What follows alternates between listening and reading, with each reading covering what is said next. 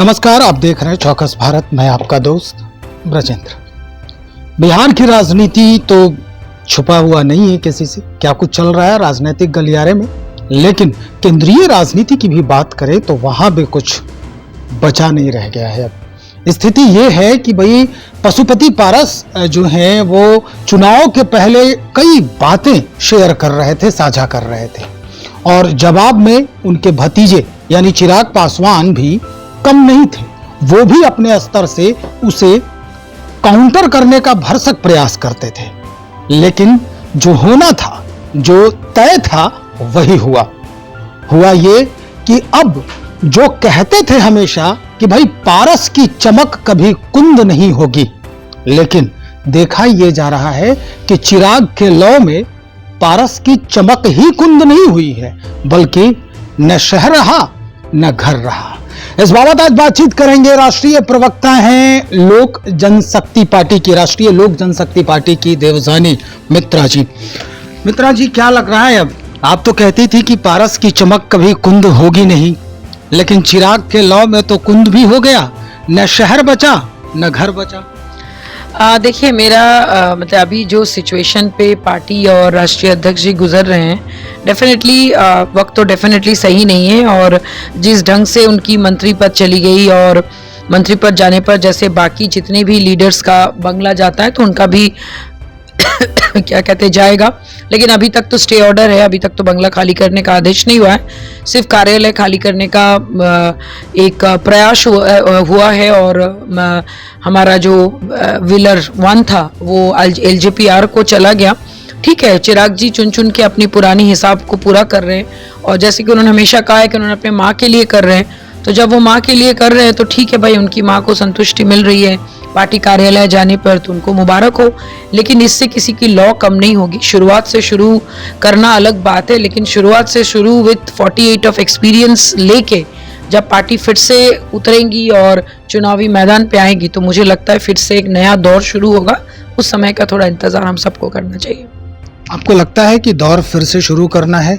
होगा शुरू? बिल्कुल बिल्कुल, क्यों नहीं। अगर चिराग जी के पास से सब कुछ छिन जाने के बाद भी उन्होंने दोबारा अपना संघर्ष किया और 5 सीट जीता, और 5 के 5 सांसद उनके पास है, उनके पास घर है, गाड़ी है, बंगला है, माँ है, सब है, तो हमारे पार्टी के पास क्या है? हमारे पार्टी के पास 48 इयर्स एक्सपीरियंस के साथ एक ऐसे बुजुर्ग है जिनको इस उम्र में ये सारी चीज़ें झेलनी पड़ रही है, लेकिन इसके साथ भी उनके साथ वो 3 पुत्र है, यशराज, प्रिंस राज और कृष्णराज, जो उनके कंधे बने हुए हैं, और साथ साथ पार्टी के वो तमाम पुराने और नए कार्यकर्ता जो उनके लिए बहुत बड़ी उम्मीद और आस लगाए हम सब बैठे हुए हैं।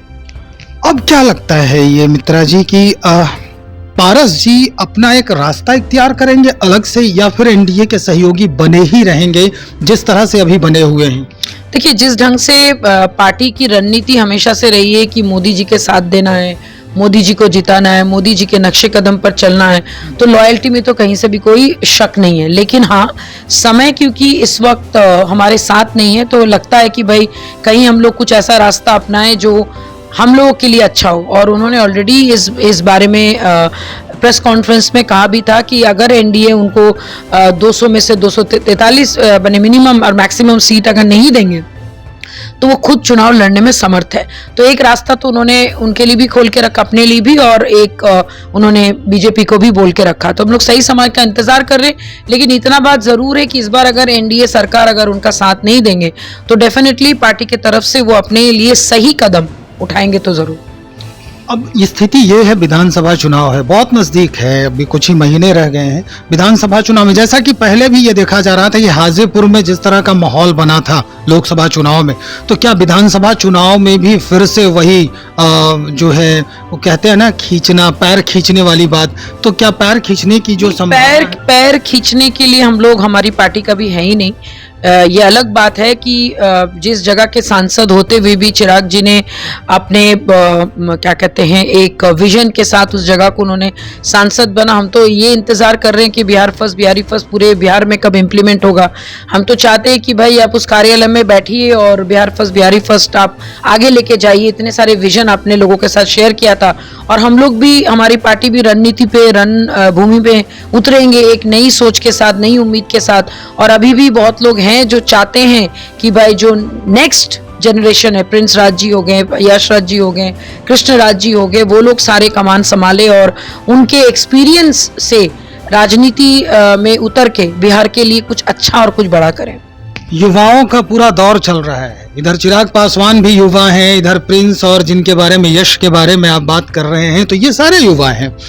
चाचा, उनका अनुभव मिल सकता है इन लोगों को, क्या करना चाहिए अब पारस जी को अपने भतीजे को गले लगा लेना चाहिए या फिर चिराग जी को अपने चाचा से वो अनुभव लेना चाहिए? देखिए, मुझे लगता है कि ये समय है कि अगर आपको आपके घर पे कैसे बुजुर्ग हैं जिनके पास इतना एक्सपीरियंस है, उनके अनुभव लेके अगर वो आगे बढ़ेंगे तो उनके लिए अच्छा है। लेकिन उन्होंने ऑलरेडी ये क्लियर किया है कि उनके लिए दरवाजे बंद हैं। उनके माता जी ने भी कहा है कि अभी ऐसा कुछ हम लोग सोच नहीं रहे। इधर से राष्ट्रीय अध्यक्ष ऑफ RLJP ने भी कहा है कि फिलहाल तो ऐसा कुछ असंभव है।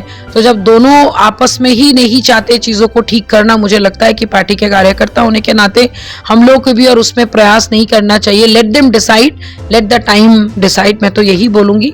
लेकिन हाँ, जो भी करे बिहार की लोगों के लिए सोचे, बिहारियों के लिए सोचे।